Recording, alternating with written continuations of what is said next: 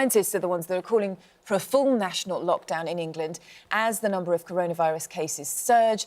Hospitals are saying this morning, the very latest, Essex is talking about this, that they're at risk of being overwhelmed because of the situation. The Independent Sage Group says there could be tens of thousands of avoidable deaths if drastic action is not taken. Ex-government chief scientific advisor and chairman of the group, Sir David King, joins us now. Good morning to you, Sir David. So as we said, we've got Matt Hancock coming on the show later on. He's going to make an announcement at around about 3 o'clock about whether the country will go into national lockdown or whether there'll be further tiers. What do you think he should be doing?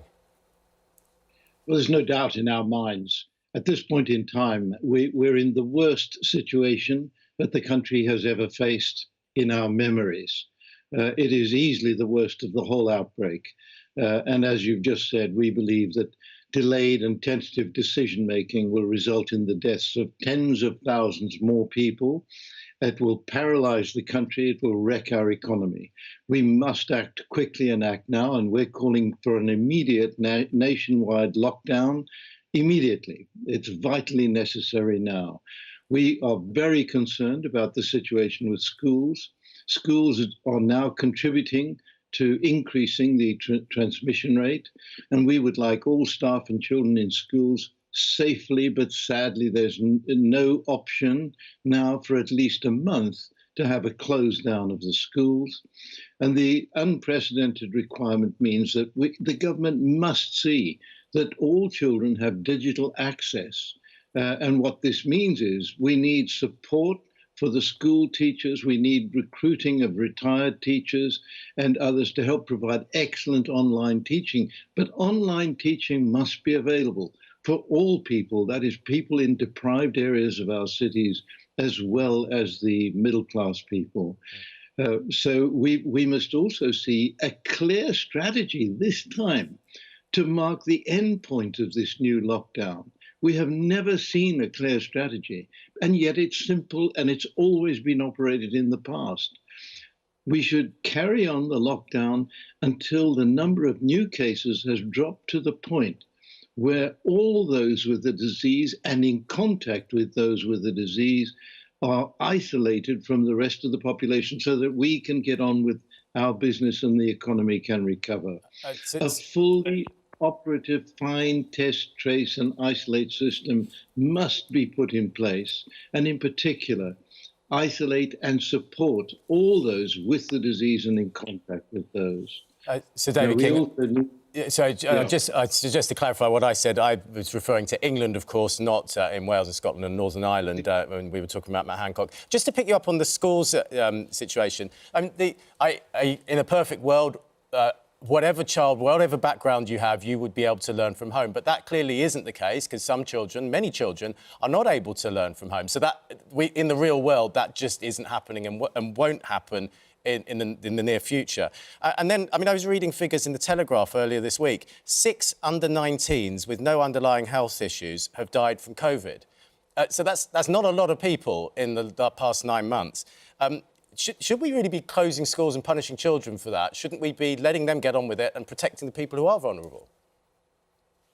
We are certainly supporting the idea that the government should use January to make schools safe so that using extra space from unused buildings to enable 2-meter distancing, free masks, and encourage all to wear the multiple sanitizer stations, etc.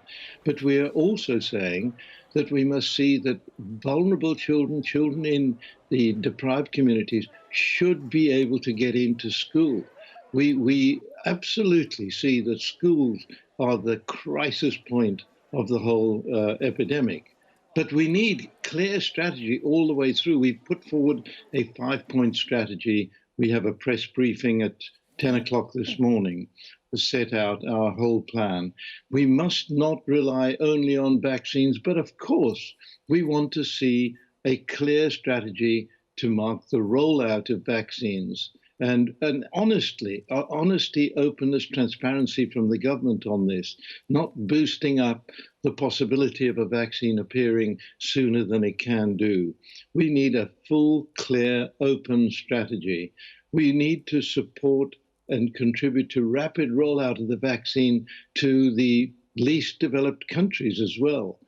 And of course, we must see that we constitute an effective COVID control strategy at our borders. All of these things have to be put in place, should have been put in place 10 months ago, but it's not too late. We have to do this now. Looking at the situation with the vaccine, it is thought that the Oxford-AstraZeneca one could be approved as early as today. How much of an impact do you think that could have? Could that turn the tide if the logistical challenges can be overcome?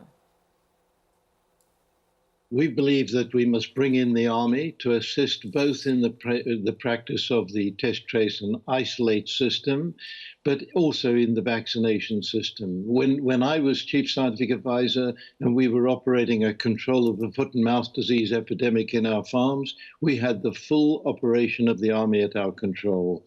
That's what we need to do now to see that we roll this out. But can we roll out the vaccine quickly enough? Absolutely not. We will have another 6 months before we get the vaccine sufficiently out in the population to get herd immunity, as is described. We believe that given the amount of disease in the country now and the infectivity rate of this new variant, that we would need something like 80 to 90% of the population to be vaccinated before we will get this under control, which is why we're stressing we must still push for the test, trace, isolate and support system to be fully operative. How long do you think this is going to take? You know, how long will it take? We're looking at the figures now. We're looking at the situations with hospitals, the front page of The Guardian. Hospitals face horrendous choices over who gets care. There's obviously huge pressure on the situation at the moment. We keep seeing a rise in the daily number of cases, beating the previous records. We still haven't had the impact, have we, of the Christmas figures? We've got New Year's Eve tomorrow where, you know, despite the fact they're calling for people to have stay at home and to not celebrate, it is likely to have an impact. Where do you foresee the peak of this being before we can then start to get back to normality? Well, if we go into a lockdown immediately, we know that the peak is still going to be 2 weeks away. And in 2 weeks' time, hospitals in London, for example, will be completely overwhelmed. They won't be able to handle non-COVID patients, and they will be overwhelmed with the number of COVID patients coming in. This is a dire situation. It's not as if we've got any room for maneuver. The government has to act and act quickly in order to bring this all under control.